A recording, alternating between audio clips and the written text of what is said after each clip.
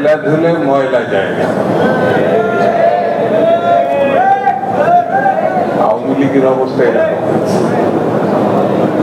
আজকে যে বিষয়ে এখানে ছাত্রদল গণঅভ্যুত্থানের যারা শহীদ হয়েছেন, ক্ষতিগ্রস্ত হয়েছেন, আহত হয়েছেন, আমি তাদের প্রতি শ্রদ্ধা জানাচ্ছি।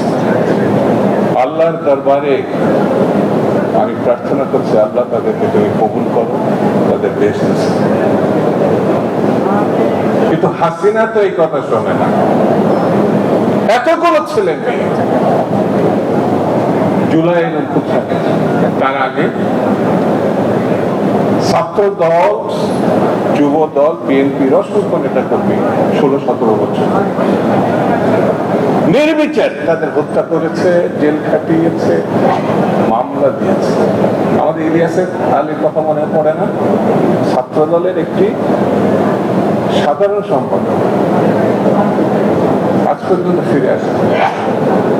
সেই জন্য বলছি, স্বৈরাচার মুক্ত হয়েছে, অর্থাৎ স্বৈরাচারকে আমরা বিদায় দিয়েছি ঠিক, কিন্তু ফ্যাসিবাদ এখনো যায় না।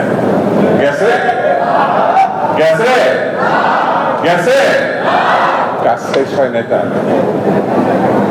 কাজটা কিন্তু আছে। আমাদের একটা অহংকার আছে, যারা আমরা এই যে আমার সময় থেকে যারা 90 গণঅভ্যুত্থান করেছে, আমরা বেগম জিয়ার আপসীর নেত্রী, তার সঙ্গে ছিলাম। অনেকেই বিএনপি আদারস নেন না, তাকে ফেলে এর সাথে সঙ্গে চলে গেছে। 2-5 জন ছাত্র নেতাও গেছে, তাতে কিচ্ছু যায় আসে না। ছাত্রদল দায়িত্ব নিয়েছিল, ছাত্রদল সংগ্রাম করেছে, ছাত্রদল গণঅভ্যুত্থান করেছে এবং দেশ নেত্রীকে প্রধানমন্ত্রী করেছে ছাত্রদল। তার সঙ্গে বিএনপি ছিল, অন্যরা ছিল, দেশবাসী ছিল।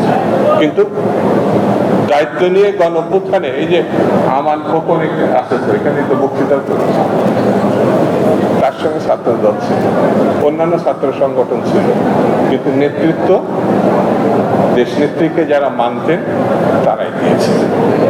এখন কিন্তু একটা কাজ, আমি বক্তৃতা শেষ করে ফেলবো অল্পতে, কারণ মহাসচিব আছে, প্রধান অতিথি বক্তৃতা করবেন। জনাব তারেক রহমানকে প্রধানমন্ত্রী করার আগ পর্যন্ত ঢিলা দেওয়া যাবে না। যাবে যাবে কাজ ধৈর্যের সঙ্গে দেখছেন না চারিদিকে। এই যে আমাদের রিপন যেটা বললো, ষড়যন্ত্র, আমান যেটা বললো, ষড়যন্ত্র কিন্তু বন্ধ হয় না। নানান ছিলেন, নানান ভাবে এই ষড়যন্ত্র করা হচ্ছে।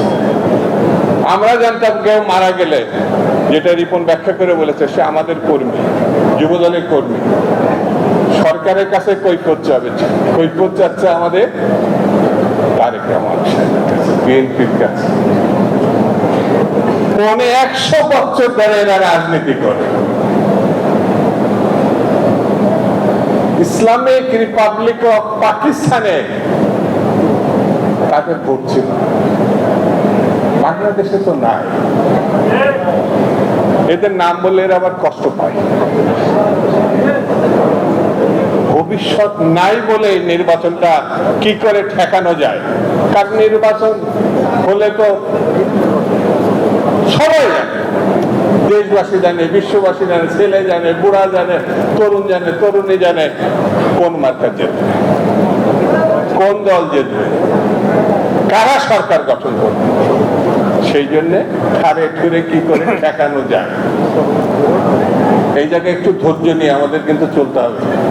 ষড়যন্ত্র হবে, ষড়যন্ত্র পা দেওয়া যাবে না, নানান কায়দায়, নানান ভাবে। ওই যে একজন হঠাৎ করে বলে ফেললো না কালকে, যে সরকার পারে না নিরাপত্তা দিতে, সে কি করে ইলেকশন করবে, বললো না? ঘটনা কত রকম জটিল এবং কুটিল, বুঝতে পেরেছেন? সেই জন্য বন্ধুরা, আজকে এই যে গণঅভ্যুত্থান, মহান গণঅভ্যুত্থান, স্বৈরতন্ত্রের পতনে যারা যেভাবে দায়িত্ব পালন করেছেন, যেখান থেকে দায়িত্ব পালন করেছেন, আমি পূর্ণবার তাদের প্রতি শ্রদ্ধা জানাই।